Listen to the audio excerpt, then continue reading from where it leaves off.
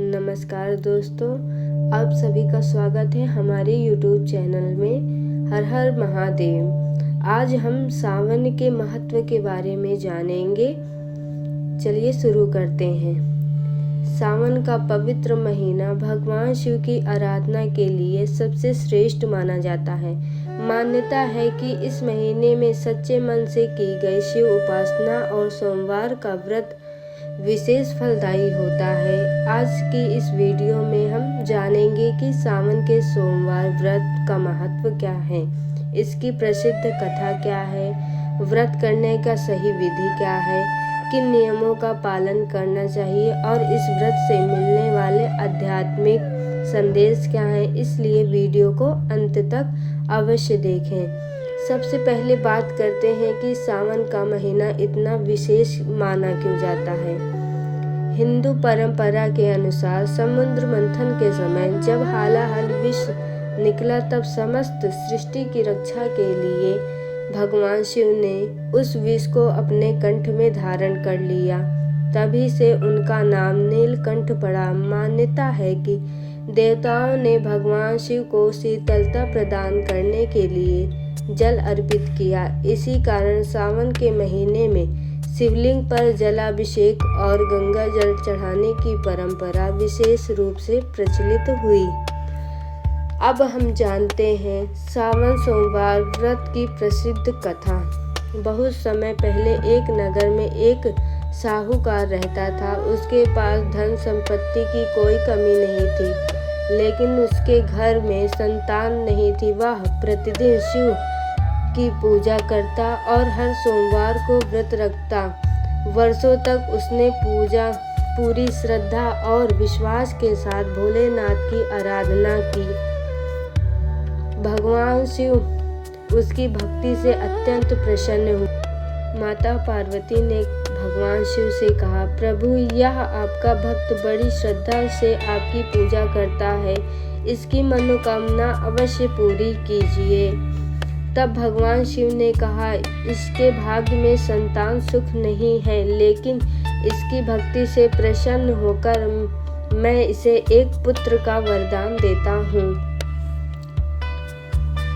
कुछ समय के बाद साहूकार के घर में एक पुत्र का जन्म हुआ, किंतु भगवान शिव ने यह भी कहा कि उस पुत्र की आयु केवल 12 वर्ष होगी। समय बीतता गया। जब पुत्र बड़ा हुआ और 12वें वर्ष के निकट पहुंचा, तब साहूकार ने उसे अपने मामा के साथ काशी भेज दिया ताकि वह शिक्षा प्राप्त कर सके और शुभ कार्यों में अपना समय लगाए। यात्रा के दौरान जहाँ भी वे रुकते, वहाँ यज्ञ, दान और ब्राह्मणों का सम्मान करते। एक दिन वे एक ऐसे नगर में पहुँचे जहाँ राजा की पुत्री का विवाह होने वाला था। संयोगवश वर के परिवार में एक समस्या आ गई, इसीलिए साहूकार के पुत्र से कुछ समय के लिए दूल्हा बनने का आग्रह किया। विवाह की सभी रस्में पूरी हो गई। विदा होने से पहले उस युवक ने राजकुमारी के वस्त्र पर लिख दिया कि वह वास्तविक वर नहीं है और उसका विवाह किसी अन्य व्यक्ति से होना है। उसकी ईमानदारी और धर्मनिष्ठा से सभी को प्रभावित किया। आगे यात्रा जारी रही। जब वह 12 वर्ष का हुआ, तभी उसकी मृत्यु हो गई। उसके मामा दुखी होकर भगवान शिव का स्मरण करने लगे। उसी समय माता पार्वती और भगवान शिव वहां से गुजरते।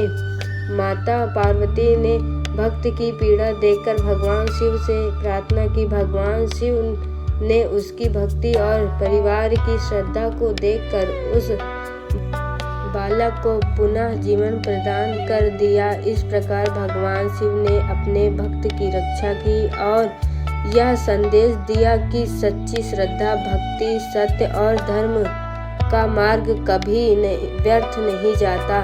अब जानते हैं कि सावन सोमवार का व्रत किस प्रकार किया जाता है। प्रातः ब्रह्म मुहूर्त में उठकर स्नान करें और स्वच्छ वस्त्र धारण करें। घर के मंदिर में दीपक जलाएं और भगवान शिव तथा माता पार्वती का ध्यान करें। यदि संभव हो तो किसी शिव मंदिर में जाकर शिवलिंग पर शुद्ध जल, गंगा जल, दूध और बेलपत्र अर्पित करें। साथ ही धतूरा, भांग, सफेद पुष्प और मौसमी फल भी श्रद्धानुसार अर्पित किए जा सकते हैं। पूजा के समय ओम नमः शिवाय मंत्र का जाप करें। श्रद्धा के अनुसार शिव चालीसा, महामृत्युंजय मंत्र या शिव स्तुति का पाठ भी किया जा सकता है। दिन भर संयम रखें, क्रोध, कटु वचन और असत्य से दूर रहें। व्रत केवल भोजन का त्याग नहीं बल्कि मन, वचन और कर्म की पवित्रता का भी अभ्यास है। अब बात करते हैं उन बातों की जिनका विशेष ध्यान रखना चाहिए हमें। भगवान शिव की पूजा केवल दिखावे के लिए न करें। पूजा के समय मन को शांत रखें और किसी के प्रति द्वेष न रखें। व्रत के दिन गरीबों, जरूरतमंदों और पशु पक्षियों की सेवा करना भी पुण्यदायक माना जाता है। अपने माता पिता और गुरुजनों का सम्मान करें तथा किसी का अपमान करने से बचें। यह भी याद रखें कि अलग अलग क्षेत्रों और परंपराओं में पूजा की विधि और नियम कुछ भिन्न हो सकते हैं। इसलिए यदि आपके परिवार में कोई विशेष परंपरा चली आ रही है तो उसका पालन करना भी उचित माना जाता है। अब प्रश्न आता है कि इस व्रत का वास्तविक फल क्या है।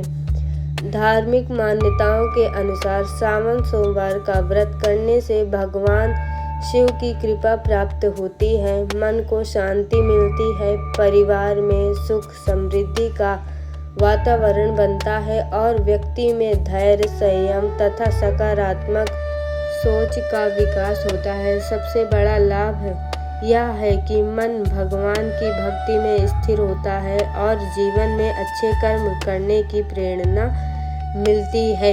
दोस्तों, भगवान शिव को केवल जल, दूध या बेलपत्र ही प्रिय नहीं है, उन्हें सबसे अधिक प्रिय है सच्चा मन, निर्मल हृदय और निष्काम भक्ति।